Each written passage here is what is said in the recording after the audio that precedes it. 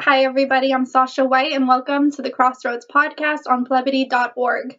I'm kicking off a brand new series today in the aftermath of my experience being fired for my tweets. I'll be speaking to some people who've also been fired for expressing their opinions, as well as experts in various related fields.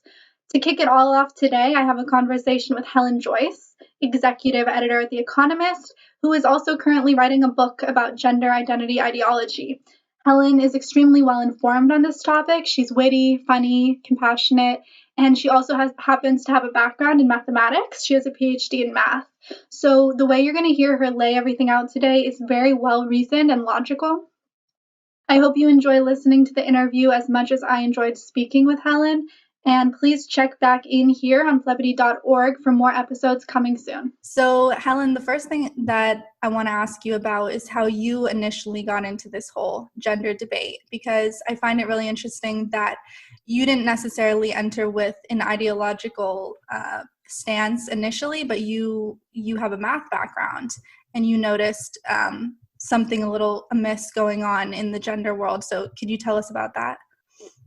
Sure. So I'm a journalist. I have been at The Economist since 2005, and I came into it as journalists do because they're commissioned to write something. So I had no preconception, and indeed I would have said I came at it very much from a sort of classic, liberal, this is the next human rights frontier. I was hugely excited about gay marriage having happened. I would regard myself as sort of quite centrist, but on that kind of liberal centrist side. And I just thought this is the next civil rights battle and, very excited about it. And it struck me as odd right from the start because there was such an emphasis on, I want to say on stereotypes, but as soon as you say that, trans activists say that you're misunderstanding what they're saying. But that is how it looked to me, and that did bother me. And I couldn't help but think, well, if somebody can become a woman, what does that mean for people who, don't in any way identify with any of the things that someone who becomes a woman might do?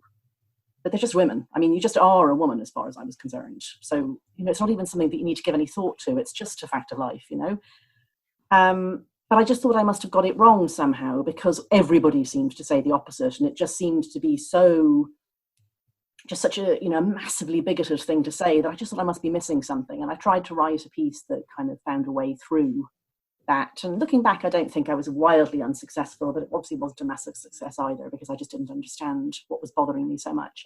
And I kept on and on at it. And now, 3 years later, I can say that what was bothering me was a sort of a central contradiction in the whole thing.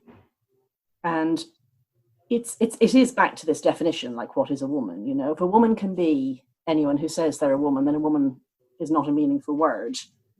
And once you have something in your whole system that is meaningless, it's like having one line of a proof that's wrong. The whole proof is wrong. It's as if you're giving directions to someone to go somewhere and you accidentally say right, just once, just one tiny little mistake in your directions and you say right instead of left. You go the wrong direction completely. So it's a bit like that with proofs or with logical constructions. But once you introduce one error, the whole thing is a mistake. And those mistakes show up everywhere. So once I got that clear in my head that the central definition that people are things that they say they are, well, what is the thing they're saying they are? It is that simple. Like, we don't hear it because we do hear the word woman, and without realizing it, we do know what a woman is. So when someone says they identify as a woman, we do know what it is they're identifying as. And we sort of hold the word woman as meaning one thing in one instance of a woman is anyone who says they're a woman.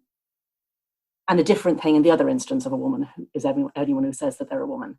So you're using the same word twice in two different ways in the same sentence. So there's the result, a circular definition, right? Yeah, so that is a circular definition. Now, in mathematics, there are definitions that are what are called recursive, where you define things in terms of themselves, but you need a starting position. You need some sort of external input.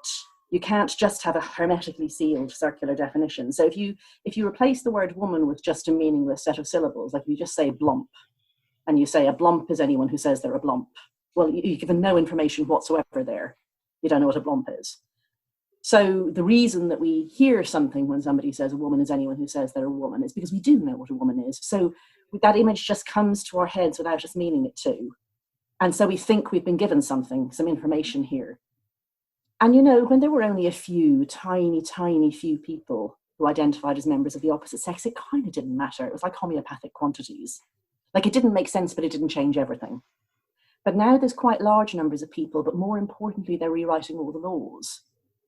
So everybody has to be defined, everybody, all of us, according to this circular definition. And that makes everything fall apart.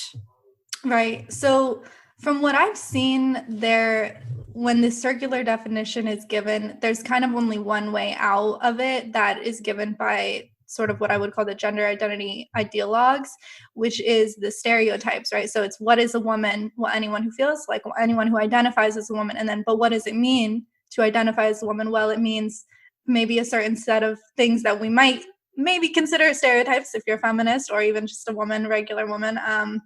You might consider to be not, like you said earlier, that's not necessarily what defines me as a woman. So why does this matter? I mean, what is the effect of this on everyone else? Well, it matters in so many ways. Like, if you think of the history of women's liberation, the women who brought about women's liberation were being very unwomanly when they did that. And what was understood by their actions was that women didn't have to be constrained by what was womanly. So women who chained themselves to railings or threw themselves under the feet of horses or went out and campaigned or, you know, went on hunger strike or whatever, they were being unwomanly.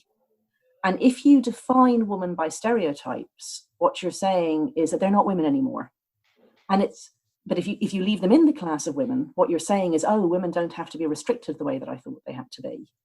So in one definition, you're undermining the whole meaning of women's liberation. You're saying these women are escapees from the oppressed class. And indeed, the ones who don't do the things that the suffragists did, those women are identifying with their oppression. Women who say that they are happy being women when a woman is defined by these stereotypes are women who are happy with these stereotypes. I think very, very few women are actually happy with being defined as, you know, looks obsessed, brain dead, you know, shopping addicts or whatever. You know, nobody really wants to be everything that's the stereotype for their sex. Men don't either. Like, all of this is true for men as well, but it plays out on women's bodies because women are the other, you know. Men are humans and women are women.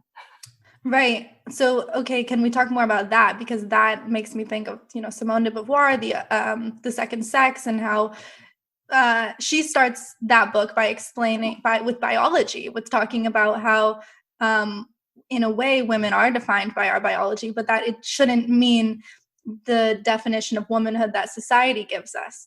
Yeah, there's a bait and switch on that word, those words defined by, isn't there? So the bait and switch is, I would say that women are defined by their biology, just in the sense that a definition is a minimal set of conditions that allow you to say what is in a group and what isn't.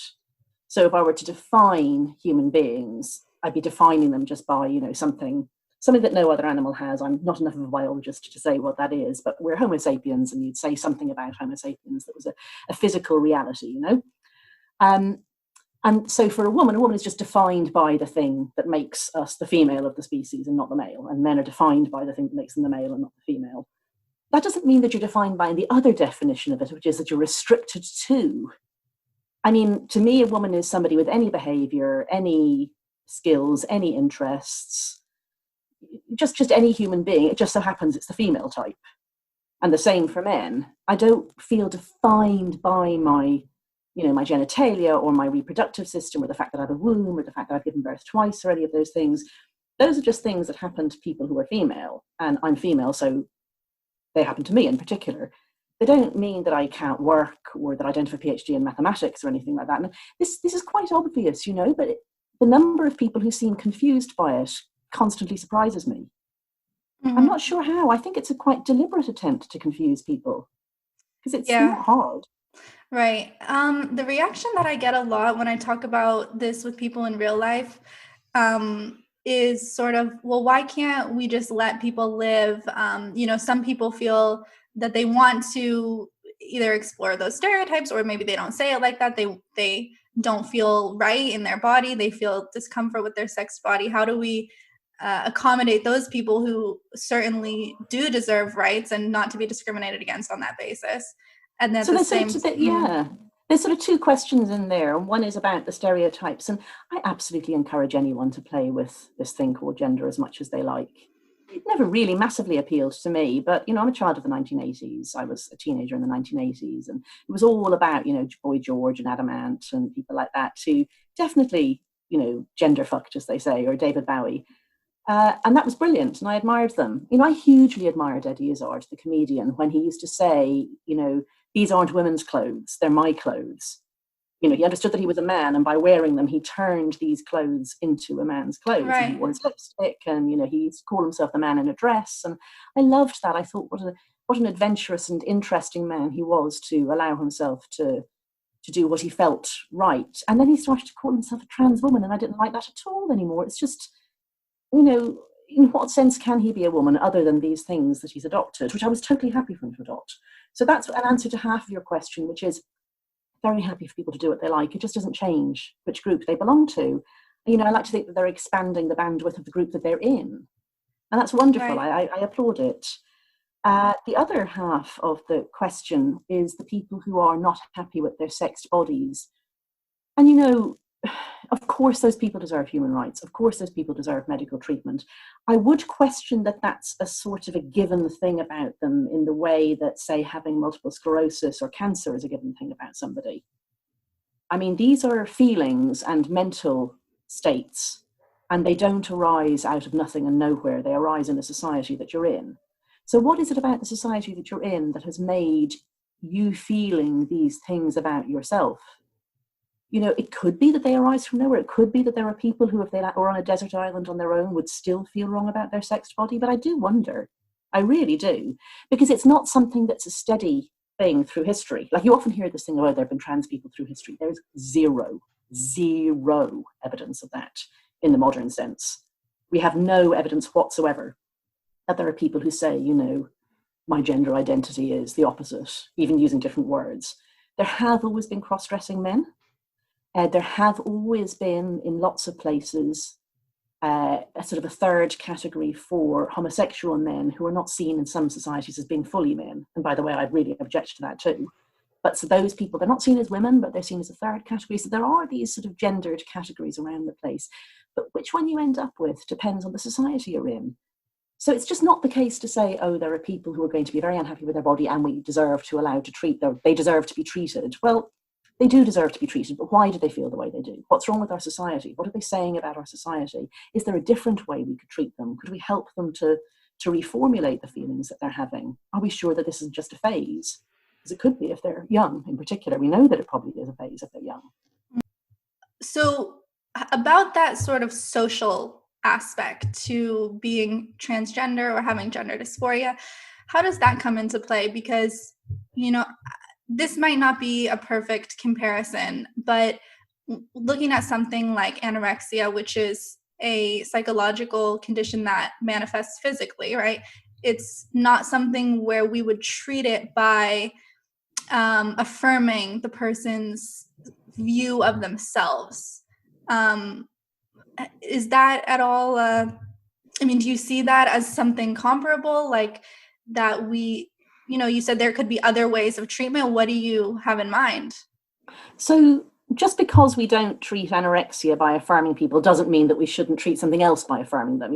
It is interesting to look at the difference between those two things and ask yourself why, but I wouldn't straight away say, as I have seen some people do, we wouldn't affirm anorexics, so we shouldn't affirm gender dysphorics. It might be, when they started to treat gender dysphoric people, they believed that it was the only mental illness that had a physical cure. And, that might be the case. Logically speaking, it might be the case. I'm skeptical. I'm quite skeptical. I think there probably is a tiny number of people who are happier, moderately happier. That's all we're talking about here, but that's not nothing. If they go through a change of body, there's people who are really quite obsessed with the fact that their body is wrong. And, if they're adults and they've thought about this a long time and, I'm a liberal. I'm not going to say it's never the case that somebody could be happier. I just dispute that this changes who they are for every purpose in every meaning of society, like for sport, for example, or for what prisons they should go to if they're put in prison. I wouldn't stop people doing it. And I can imagine that it might make some people happier. I only stop at the point at which I think that everybody else has to accept that that has changed their sex, when we know that that's not a thing that's possible for human beings. And then I know for absolute certain, because I've just met so many detransitioners at this point, and I have read so much of the research by now, Sasha, for the book that I'm writing, it is just not true that gender dysphoria is one thing, and that it is the sign that you have a cross-sex identity, and that it must be treated by a gender affirmation. Mostly that's not true. Mostly. So you're saying that just because you have gender dysphoria doesn't necessarily mean that you are the other sex inside. It never means that you're the other sex, because nobody can be the other sex, but it never even means that you are this stable type of person who will be happier transitioning. Like, lots of people who have gender dysphoria either stop having gender dysphoria or decide that there are other ways that they would prefer to deal with it. You know, cross-sex medicine has quite severe effects. And by now I've talked to enough people who say they still have awful gender dysphoria, like women who really, really hate their curves, but have weighed up the various options available to them and decided that the best thing that they can do is not attempt any major body modifications. And, you know, that strikes me as very brave and very realistic, because these things don't satisfy the promises that are made. You know, gender medicine, like if people go into it like super realistic, like someone really, really, really knows that for years and years they've been very unhappy and they want just a little bit of peace in their bodies, those people can be quite happy with what they get. But if people seriously think that they're going to seriously pass in all circumstances as a member of the opposite sex, they will not be happy. And they will also have difficulties with the compromises that they're making on fertility, on their health, on their sexual function. You know, there will be complications because these sorts of operations are serious, and those complications, they will feel cheated about them because they've been lied to, basically. These things are not sex changes. Nobody can change sex. Mm-hmm. A few years ago, I saw this piece in the New York Times that was called Binding or Suicide. It's Binding or Suicide. And it was a series of interviews. It was really just quotes from young trans men, female to male transitioners. I think they were all in their teens, and they each said things like, you know, binding does this, this, and this, and the effects were horrible. It was they're damaging your ribs and your organs, and it's making you not able to breathe easily. And they were all doing it because they were waiting to get their top surgery. In other words, a double mastectomy. And wow, I mean, that was quite an article, especially the premise, which is that they're saying we have to do this or suicide. So it's massively immoral for a newspaper to print a piece like that. So I don't know if it's the same charity in the States as it is here, but the charity that's the suicide charity here is called Samaritans, and they have guidelines for journalists on how to talk about suicide, and they're grossly broken whenever people talk about trans issues, which is a story in itself.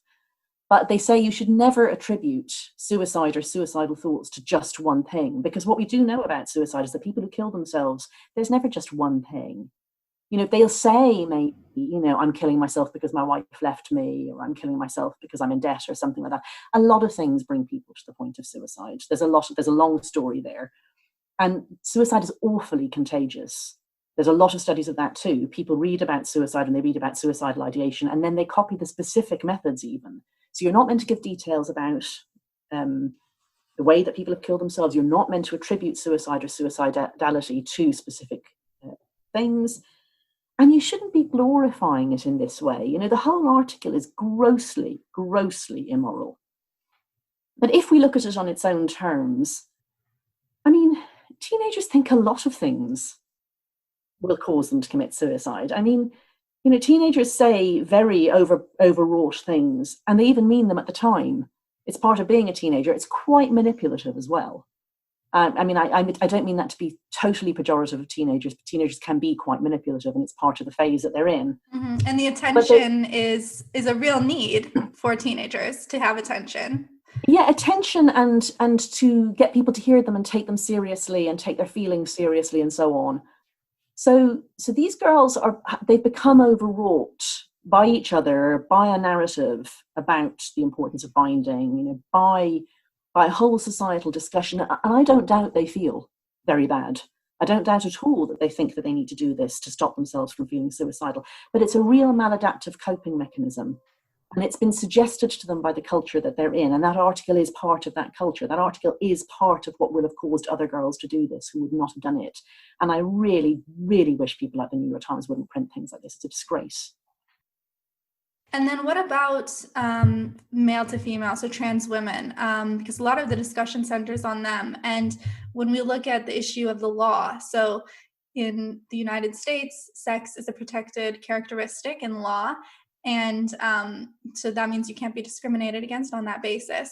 But now there's this push by the ACLU and others to sort of, well, actually, one of my questions is the push to change the definition of sex, or is it to expand the definition of sex to mean gender? And what does this do? What is the effect of this? Yeah. So there's been a multi-decade push. I've been researching this for my book, and I've actually just finished the chapter on the states, which I'm going to have to reopen, obviously, after we know who wins the election. Right. Because a lot of things that happen in the next term will depend who's in power and what happens on the Supreme Court and so on. But so there's been a multi-decade push that came out of America but got picked up elsewhere to basically replace sex, meaning what we all know it means, male and female, in law everywhere, in all sorts of ways, by this nebulous concept of gender identity. And in different places at different times, there have been different versions of this law change. So under Barack Obama, especially in his second term, lots of things happened in this direction. And the most audacious of them, I would say, was, I mean, the word Orwellian is overused, but it's definitely a fair use of the word on this occasion. It was simply to say that the word sex in federal law had always meant gender identity. So lots of these sort of executive decisions were made by, not even terribly senior people in departments in Washington, and then they were sort of sent out to everybody who receives federal guidance and funding. So I'll just pick one to give as an example. It was one that went to all schools from the part of the Department of Education that oversees civil rights. So it's the one that checks compliance with Title IX, which is the one that says that you mustn't discriminate on the grounds of sex in schools and universities as well. And this letter said, "Dear colleague, just to let you know, this word sex in this law that dates from 1972, it actually means gender identity. So this law says that you can have separate facilities for boys and girls. That means people who identify as boys and people who identify as girls. The same all the way through private spaces and sport and so on. It obviously doesn't mean that. This law dates from 1972. That's insane. But anyway, so it never actually came into force because about 23 states brought two big legal challenges against it. It then got stayed. Trump got elected. About 2 months after he became elected, they sent out an overwriting letter saying, that thing the last guys said, absolute nonsense. Sex means sex. But by then, loads of states had done it. So that's one way of doing it, just saying that the word sex means gender identity.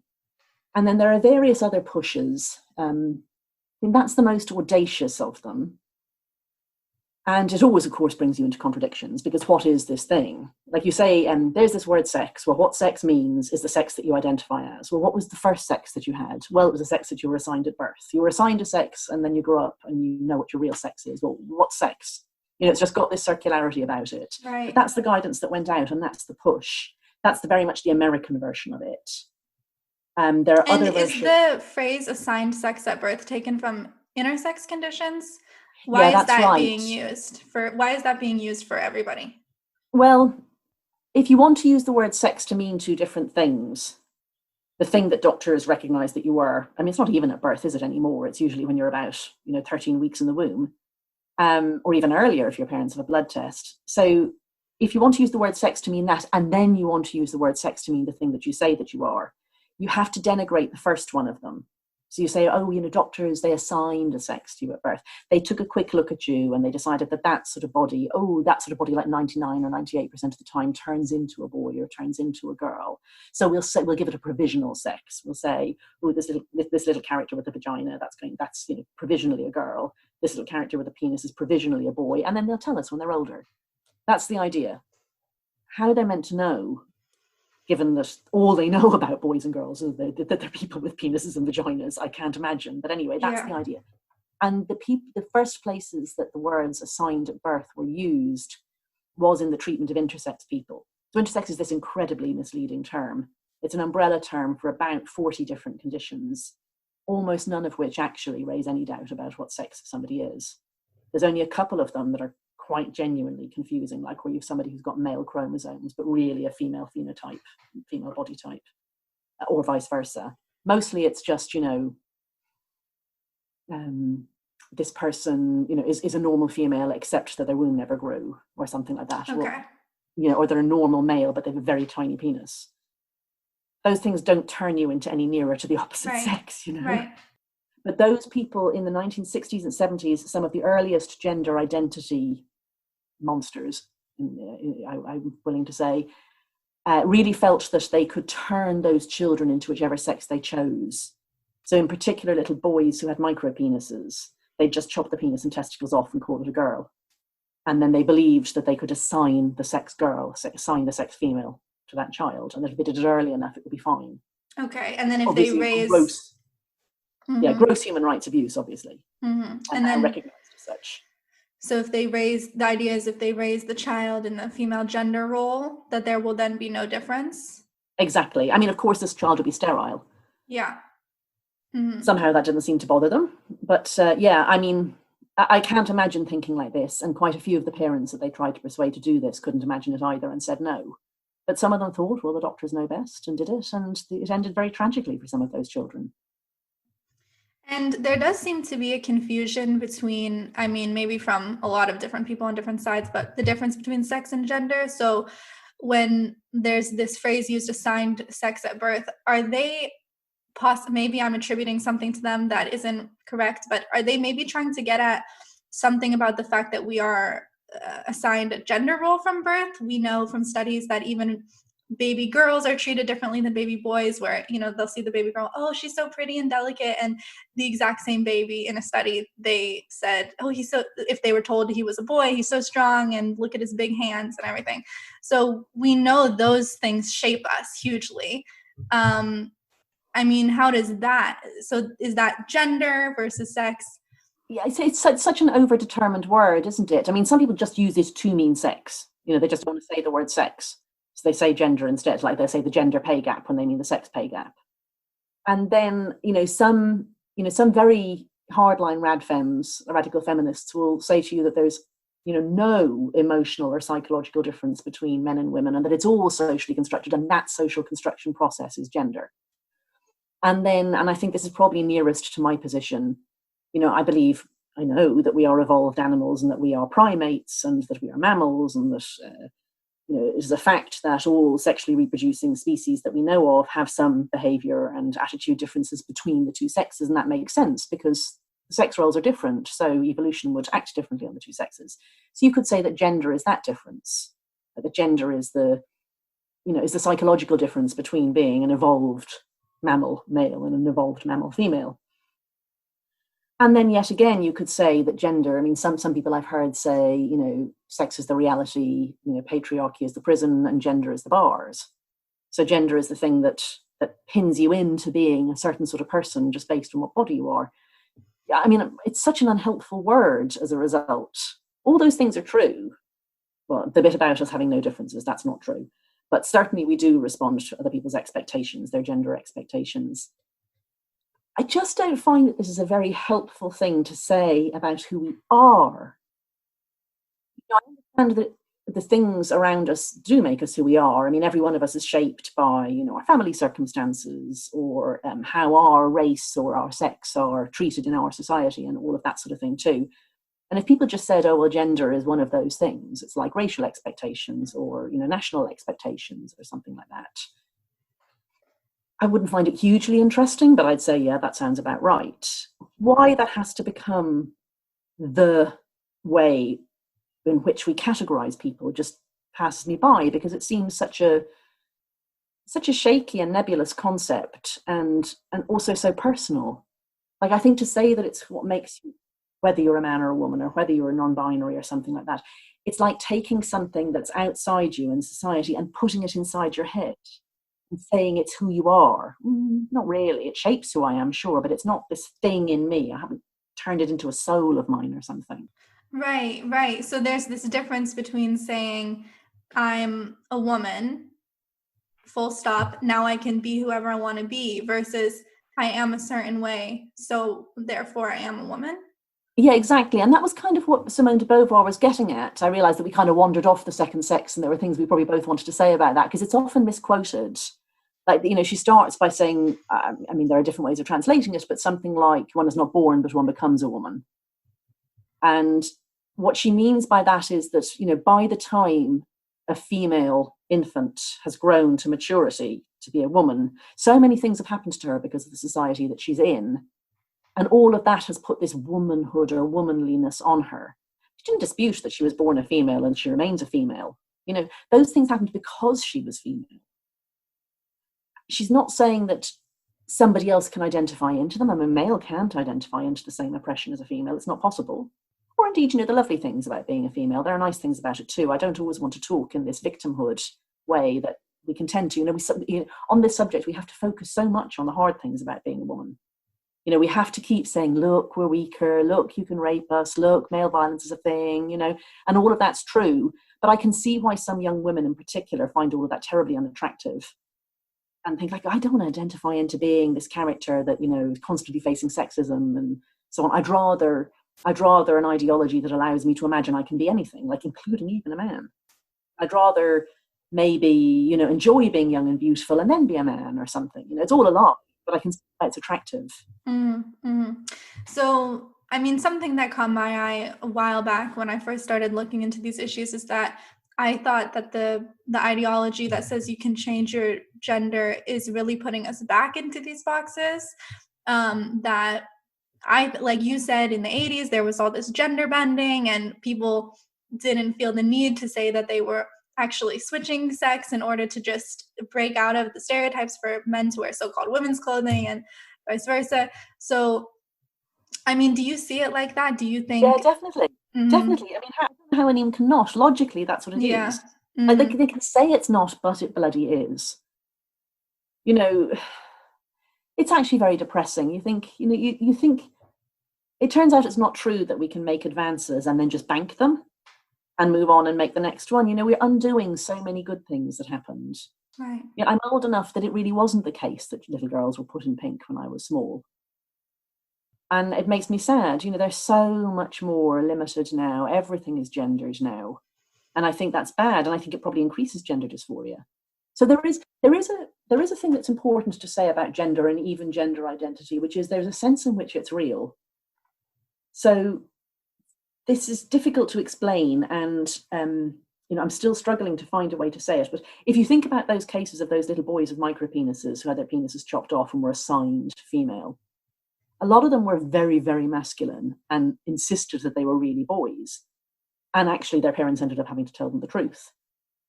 So what is it? How did that little person know that they were a boy? Well, my answer to that is that they actually were a boy. So, it was a lie that was being told to them, but how do they know it was a lie? So there's something there, isn't there? But I don't think that means that knowledge that you really are a boy can get stuck in a girl. You see, that's a difference. Right. So that's, but that is sometimes cited by gender identity people. Those cases are cited to mean that we all have a gender identity and that sometimes it's the wrong one in the wrong body. And then the other example I would give about where gender identity is kind of real is we do know, and this is one of the most well-attested findings in all of child psychology, that children who are proto-gay, like children who are going to grow up to be gay, so before they know anything about their sexuality, because you don't really when you're very little, they're very often really notably gender non-conforming. So you'll have these little boys who are just determined to dress like girls. Whatever girls do in their culture, they want to do. Girls have short hair, they want short hair. If girls have long hair, they want long hair. They play with dolls, they're very sort of, they sashay around the place, whatever. There's a study that was done in the 1970s, I think it was, and it was called Sissy Boys. So they found these little boys who were absolutely insistent that they were girls, and they followed them to adulthood to see if they turned out to be transsexuals, and most of them just turned out to be gay. That's kind of a gender identity, isn't it? Yeah. But it doesn't make them girls. And in fact, they're the reason why I feel so passionately that this idea of an innate gender identity that you're born with is so homophobic and so damaging for children, is the children it falls most heavily on are the gender non-conforming ones, and they're much more likely to be homosexual if they're just left to grow up in peace. So you're taking a little boy. So these kids grew up in a very, very homophobic time. It's actually quite sad. The book is out of print now, but I got a copy. And it's like, it's this thick, and it's got lots of transcriptions of interviews with these kids and their parents. And it's quite upsetting, really. If you know any gay men and you talk to them about their childhood, it's very upsetting, really. These children knew that there was something wrong with them. They knew that their parents thought there was something wrong. The doctor thought there was something wrong. They were being brought to be fixed. Some of them were seeing another doctor as well as the one who did this study, who was trying to straighten them out. They'd get punished if they played with dolls. They were forced to, do army camp and things like that. It didn't make any difference to their sexuality. It just made them really miserable. Right. But then they got to come back in at 18 or 19 and say to the doctor, I'm gay, I have a lovely boyfriend. And now they don't even get to do that. They've been put on a different track. And that makes me really, really, really sad. Mm-hmm. Mm-hmm. That reminds me of, so Susie Green is the founder of the Mermaids organization, I believe. She's actually she's not the founder. She's the CEO. Okay. She was a mother who rang them when her own child was gender dysphoric, right. And she became the CEO. They were a very tiny organization, and she grew it.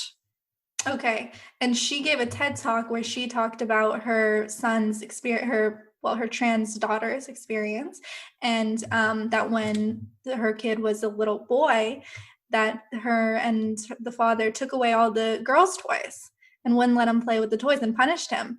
So to me, it was like, well, that sounds traumatic for a little tiny kid, and is putting the idea in the kid's head that if they want to be themselves, they have to conform to something else. They have to fit into a different box. And then there's also Iran, where it's illegal to have gay marriage, but if you transition, you can get married to your partner. So yeah, the homophobia aspect. Yeah, and I mean, Susie Green isn't the only example of that. I mean, she very helpfully videoed herself talking through, not so much her, but her husband's homophobia when they were young. She said when she had a 2 or 3 year old little boy, that she looked at him and thought, well, I had a very sensitive, slightly highly strung little gay child. And that's quite plausible. I've seen gender critical feminists say, who even thinks about a child's sexuality? I can tell you, there are 2 and 3 year old boys that you look at and you think, I think you might be gay. And that is exactly what happened to the parents in Richard Green's study, the Sissy Boys study. These children, they're really, really noticeably different. And obviously the sensible thing to do as a parent is just not to give a toss. Do what you like, right. Play with what you like, grow your hair long if you like. Right. If you need to be a little bit careful when they go out so they don't get bullied, negotiate that, but really low key, super low key. It's not a thing. They can play with what they like. And actually, of course, some of them will be straight. It's not a 100% thing by any means. Right. But anyway, so what? Either way, just do what you like. It's fine. Yeah. And that makes much more sense. But if you then go and take the child's toys away, I mean, I can't comprehend the level of self-hatred that a child must have when their parents tell them in such a visceral way that they are just wrong, like capital W, wrong. There's another example. There's a child called Kai Shapley, little trans girl, actor, in a Netflix series recently, The Babysitter's Club. And the mother, again, very helpfully gave a long interview and did a film, literally talking about how, I thought I had a gay son and that could not happen and that must not happen and that would not happen. I started Googling conversion therapy, literally willing to tell Good Housekeeping magazine this. And then, at 4 gave in and admitted that Kai was really a girl and finishes with this fantastic line that's something like, and now I have a beautiful little girl who loves her home and loves her mother and loves Jesus Christ. Oh my God. Yeah. And so this kid, it's such a sweet, pretty little girl she makes, little 9-year-old, I think, or so now. But, where is this going? This is going towards sterility. Right. No, I'm just sad. That was just a little proto-gay boy, as far as I'm concerned, and it's just really sad. By the way, if Kai had wanted to transition as an adult, that's his business. But right, we're talking about kids here. Yeah, and we do know from the figures that there have been 11 studies done by now of children with cross-sex identification very young. And some of them are extremely small, but several of them are really quite good. And some of them are prospective, which are the best sort of studies for this sort of thing. Like you identify kids who might be something and then you follow them.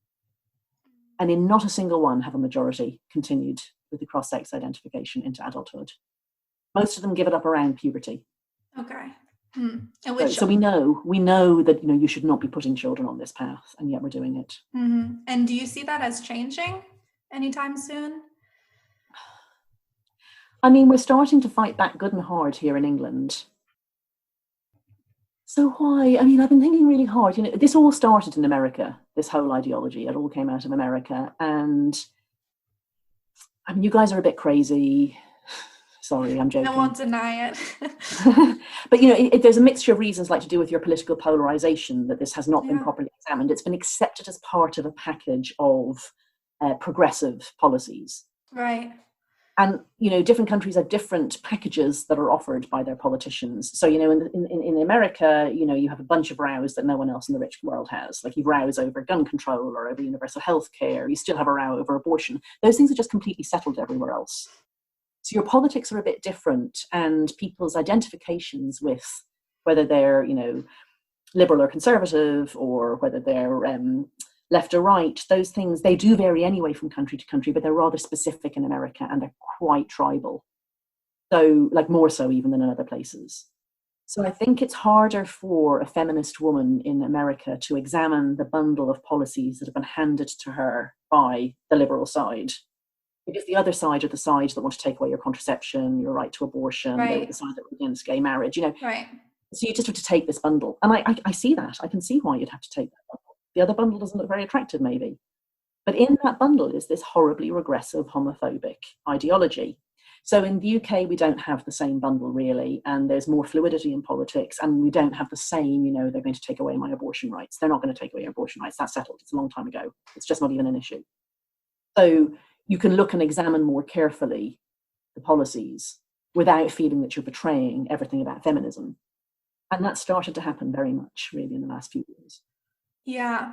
And then in terms of the law, because that does kind of bring us back to the legal issue of the definition. So why does it matter if we redefine sex in law? What do we lose if sex, meaning male or female, is no longer a protected characteristic? How does that affect women? I mean, the sort of, the thing that people say is that if you can't define female, you can't define feminism. It's kind of obviously true, but if we try to sort of drill down into that, what would we lose if we just said that everybody was a person and didn't, I don't know if you've come across the Jakarta principles, which is this list of extremely crazy demands that were written first in 2007 and then updated in 2017 in the city in Indonesia called Jakarta. One of their principles, one of their demands is that you stop recording sex anywhere for any purpose at all. Oh, okay. But then, bizarrely, they say that governments should record all gender identities immediately and on demand. So I just don't know why you do that. Like, would you be constantly going back if you were gender fluid and getting a new birth certificate, saying I'm new trad Demi boy today, sort of thing? I don't know. Like, why would you bother recording that if you don't record sex? So, but let's think for a moment about what would happen if you did stop recording sex at all. There wouldn't stop being people with female bodies and people with male bodies. And it's not the case that before we had a bureaucratic state, that we were in some lovely state where, women weren't raped and weren't oppressed and there was no patriarchy. I mean, we know what societies looked like.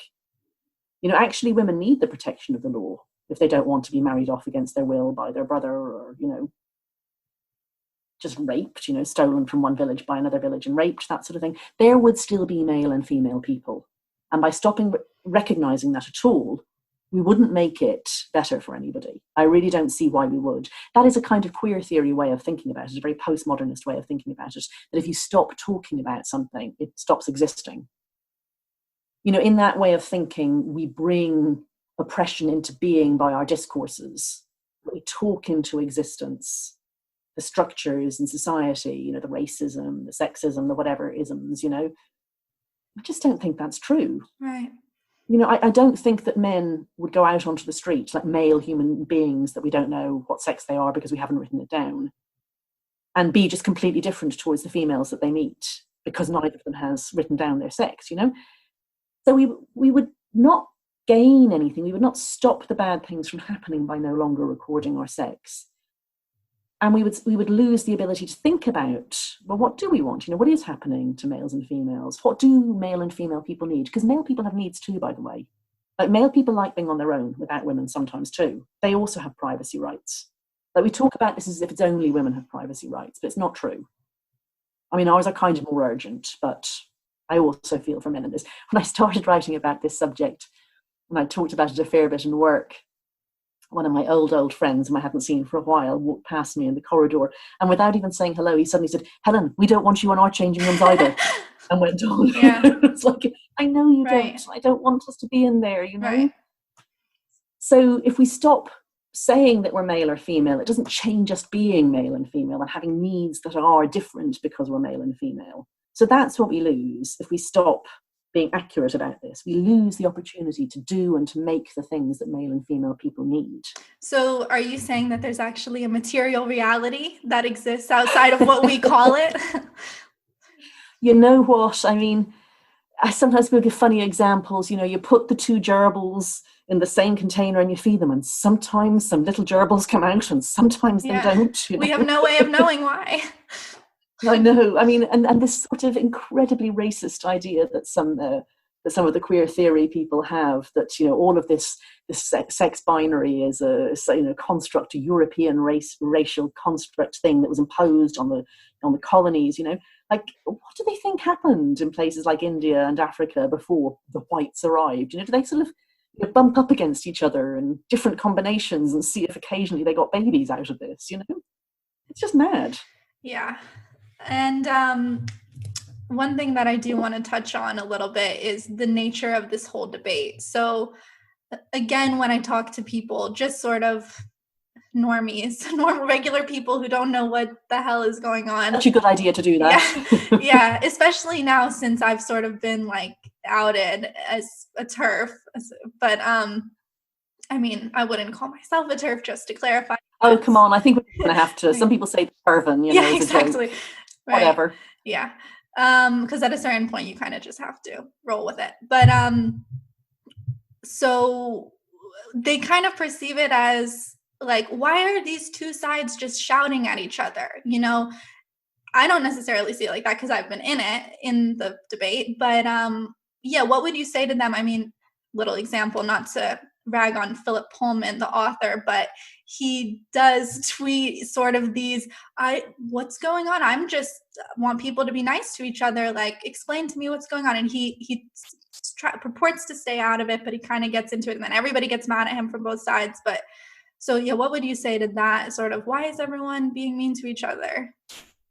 So I refuse to engage with that sort of disingenuous bullshit. So it's a long time since I bothered to look at anything that Philip Pullman tweeted.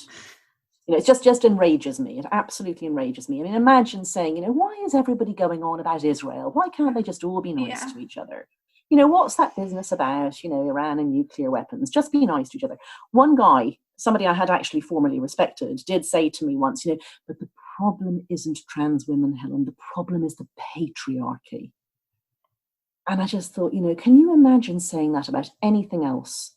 Every week in our editorial meetings, we debate maybe 8 topics. And sometimes it's, there's a war somewhere, or there's a very difficult public policy issue, or whatever. We would never go, well, you see, the problem is human nature, or something like that. It's just so dismissive. So I won't engage with people who make these silly, dismissive remarks. They can go off and educate themselves, to borrow a phrase that I wouldn't normally use. But what about the people who actually do think, like, what the hell? It's just shout, shout, shout, whatever. Why is there so much shouting? Well, they are trying to redefine us out of existence. And that does make me rather angry. And they're denying that they do it. So I am just going to keep repeating myself that this isn't okay. And if they hear that as aggression, which they seem to, well, that's their problem, not my problem. I will remain non-aggressive, but just saying no. No is a complete sentence. All those things that we teach women. Why do they find it aggressive? Well, because they want something that they're not going to get. And they want it very badly. They want the whole world to be redefined so that they are in the bit of it that they want it to be. So I can see that that's enraging. And then there's also, I mean, when you were trying, so I'll say two more things about that. One is that if what you're trying to do is absolutely crazy, like really crazy, so that nobody with any sense would fall for it for an instant if they actually understood what you're demanding, what you must do is be completely over the top. Like somebody like really, really, really reasonable. Like, you know what, my ex-husband beat me awfully and it's made me feel very understanding of women who do feel the need for single-sex spaces. Like, obviously a really reasonable thing to say. You must tell that woman that she's to choke on your dick and die. You must try and ruin her career, her life, her reputation. You absolutely have to go to like top level straight away to try to make sure that nobody else does it either. Yeah, and that's one of them. And then the other one is this sort of queer theory discourse thing. If you believe that the world is made of what people say, and that people bring racism and sexism and so on into existence by their discourse, then the way that you fight racism and sexism is by silencing people. And you see that as a very moral act. So what you and I have been doing, if you're a real committed gender identity ideologue for the last nearly an hour, is we have been creating transphobia. We've been making transphobia. And I don't think either of us is anything transphobic, but they do. And we must be silenced, because if we're silenced, then there is less transphobia in the world. And this matrix of oppression has had one line taken out of it, you know? So that makes them incredibly, incredibly authoritarian and intolerant. Yeah. And it makes it a very moral thing to do to silence people. So that's the real meaning of cancel culture. Yeah, there was recently a Margaret Atwood interview where she said, make sure if you're going to speak truth to power, make sure you know the truth. And that if you're going to be, I think she used the metaphor dancing around the guillotine, make sure you know what you're doing it for, make sure you're being virtuous. But the problem that I see with that is, isn't that what every mob throughout history has felt, that they are virtuous and that they can then justify using the same sadistic principles that they feel have been used against the oppressed group? Yeah, and I think with this extra authoritarian thing of not even starting from a principle of believing in free speech. Yeah. So that's what's so valuable about free speech as a principle, is that it doesn't say who's right or wrong. And if you commit to free speech for everybody, you give yourself some epistemic humility. And that's very valuable. It allows you, for example, to accept when you've made a mistake, right, or to listen to other people and think, I don't agree with you 60 to 70% maybe, but I agree with 20 to 30% of what you're saying, you know, that sort of thing. You can learn from each other. But, you know, the principles of free speech and open debate are so inimical to the postmodern queer theory, critical race theory way of thinking about things, because they, you know, that's where you believe that there is an objective reality. We aspire to understanding it even if we never succeed. That debate and many ideas and many viewpoints will help to bring us closer to it. And we'll examine ideas in the marketplace, and some of them will win and some of them will lose. And over here, you believe that all that stuff is just the talk of powerful European white men. And you have to silence the powerful European white men and allow other voices to be heard. But those voices, if they're from the right people, like if they're from oppressed viewpoints, those voices are necessarily right. There's no point in debate or discussion. You just allow them space. And that's why they say sit down and listen, or, you know, and that's why they have the cheek to tell women that they don't, you know, that they shouldn't speak because they don't know what it's like to be a trans woman. Well, I don't, but I mean, I don't think a trans woman knows what it's like to be a woman either, but that's not stopping them from telling me. Yeah, because even within that view that only the oppressed groups who don't have power are allowed to have a voice, or that their voice has more validity to it because of their identity, they're kind of forgetting that women are an oppressed group too, right? Yeah, so that's the meaning of the word cis, and that's why a lot of women object to it. I mean, sometimes women say cis means I identify with the sex stereotypes, you know, and that's one objection. But another one is that the cis-trans binary replaces the male-female binary. So when you say that people are male and female, it's hard to regard a male person who's kept out of a place where women are naked as oppressed by that. But if you say that's a trans woman and these nasty cis women are keeping the lovely oppressed trans woman out of their space, then they, you know, you are fooled into thinking that this person is oppressed by that. So yeah, so that's why they think that cis women are privileged, like that you've got cis privilege, because they've created this fake binary trans cis to replace the male female. Interesting. So I want to end on a little more of a positive note. Can you tell us about, so I think it was just in the past week, England shut down the self-ID law? Yeah. So we have had a Gender Recognition Act here since 2005. And it's got its problems, but it's a model in one way, which is that it's based on material reality.